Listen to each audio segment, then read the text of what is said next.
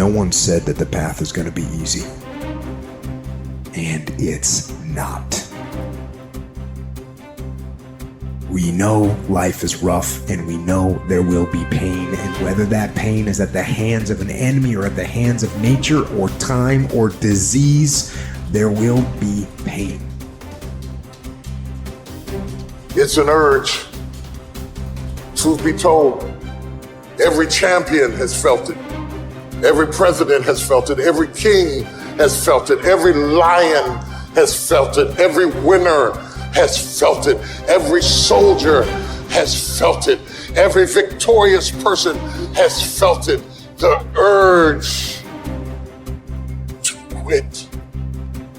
Often when people are embittered and resentful and feel like they're victims, it's because really awful things have happened to them. Now, not always, but often. And so then the question is, well, if you're in a situation and something really awful is happened to you or has happened to you, then, well, why shouldn't you feel like a victim? And is there a better alternative? Thousands have come before you and they did just fine. So quit your complaining. And it's not because you have nothing to complain about. That's not the case. It's that that's not the right approach. The fact is, and this is such an optimistic fact, as well as a judgment in some sense, the fact is that if someone else can do it, so can you. And that's something, right? If you're reading about the great heroes in history, people who are in these terrible situations, and you see someone rise to the occasion, and then you can say, well, that was a person who did that, and I'm a person, and so maybe I have that capacity too, even though I don't know how to approach it. Don't allow that inner doubt in you to tell you why you're not good enough. You ignore that inner voice and all of the external voices. Don't judge the possibilities for what you can do based upon the circumstances, because the circumstances won't determine who you are. Doesn't matter how many mistakes you've made. Doesn't matter how much money you've lost. In fact, I see it only as an investment. What you learn from life. You don't stop when you're tired. You stop when you're done. You stop when you complete it, when you execute it. This way you start separating the successful from the unsuccessful.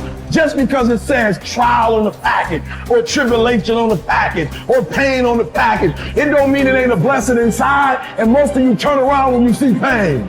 But those of us who had a right perspective, we approach it when it say pain. When we see trial, tribulation, we don't give up or give in. We know the blessing is on the inside. We don't give up. We don't surrender. We don't quit. We see differently. Our perspective is different. And because our perspective is different, our outcomes are different. Our rewards are different.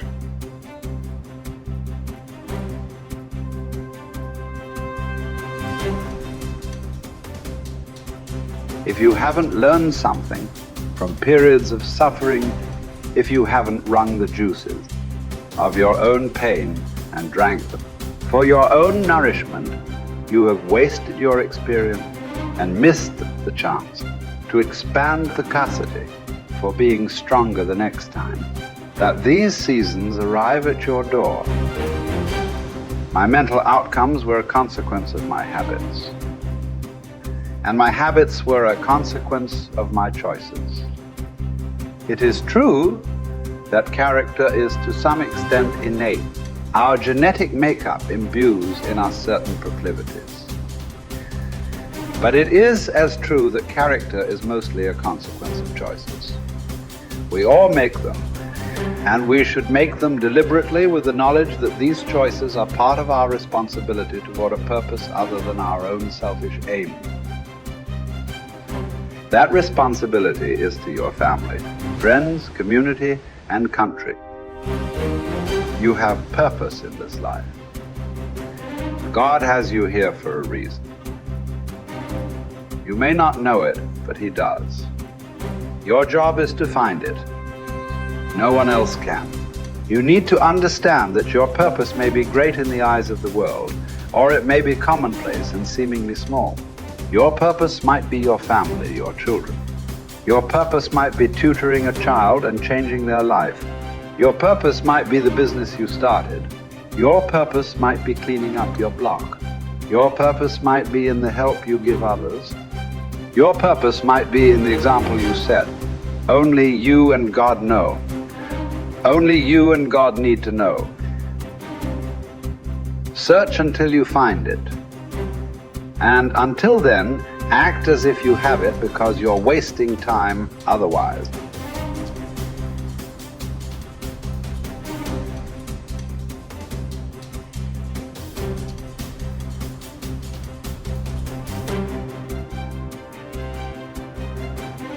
There's something in you that wouldn't allow you to stop.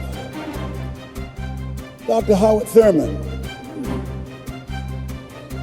he said there's something in each and every one of you that waits and listens to the voice of the genuine in yourself. It will be perhaps the only guide you will ever have.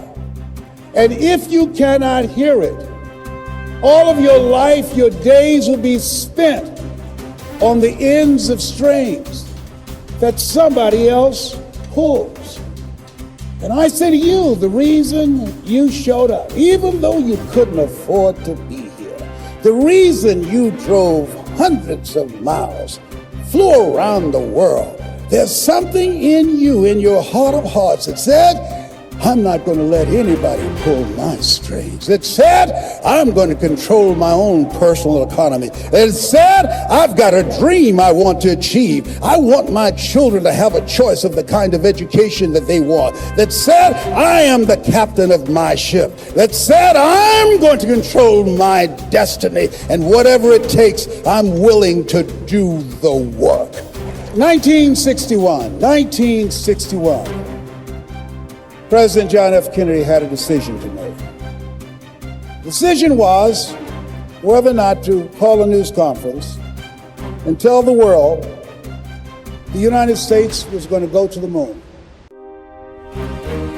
And I submit to you that the decision to do that was very risky. And what governed his thinking is what governed your thinking when you decided, I'm going to do this. See, the technology did not exist. The answer, what will it take, did not exist.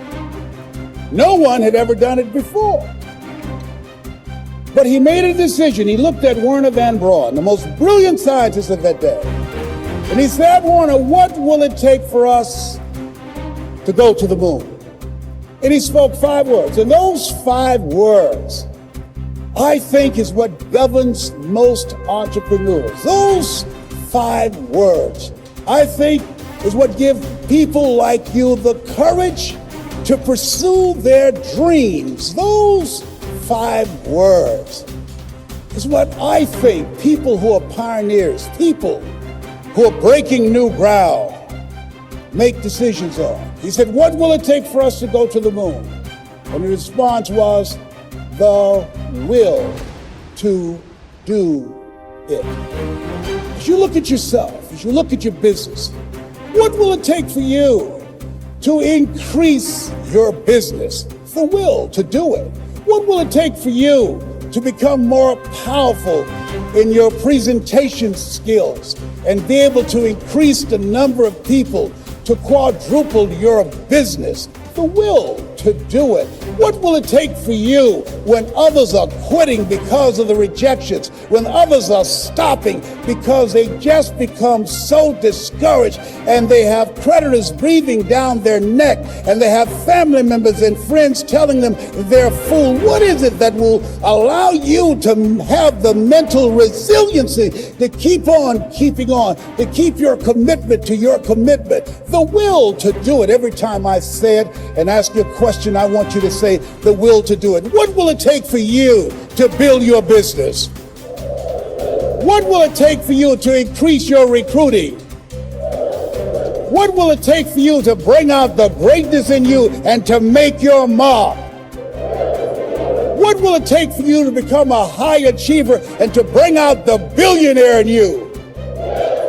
Shake someone's hand on your right and left and say, I've got the will. I've got the will.